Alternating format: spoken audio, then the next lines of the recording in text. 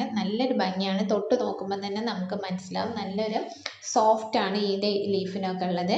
പിന്നെ അതൊരു മറ്റൊരു വെറൈറ്റി ആണ്. ഇതിൻ്റെ ഇല കാണുമ്പോൾ തന്നെ മനസ്സിലാവും ഒരു പച്ചയും ഒരു വൈറ്റും കൂടെ ഇതായിട്ടുള്ളതാണ്. നല്ലൊരു ഭംഗിയുള്ള ചെടിയാണ്. ഇത് നമുക്ക് ഹാങ്ങിങ് പ്ലാന്റ് ആയിട്ട് വേണമെങ്കിൽ സെറ്റ് ചെയ്യാവുന്നതാണ്.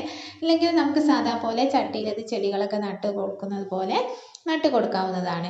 ഇത് ഇതേപോലെ ഹാങ് ആയിട്ട് നമ്മൾ വെച്ച് കൊടുക്കുമ്പോൾ ഇത് പോലെ ഇങ്ങനെ താന്ന് നിൽക്കുകയാണ് ചെയ്യാം. അത് താന്ന് നിൽക്കുന്ന അതിൻ്റെ ഒരൊറ്റ ഒരു ചെറിയൊരു തണ്ട് മതി നമുക്ക് ഇതേപോലെ എത്ര ചെടികൾ വേണമെങ്കിലും നമുക്ക് ഇതേപോലെ പിടിപ്പിച്ചെടുക്കാവുന്നതാണ്.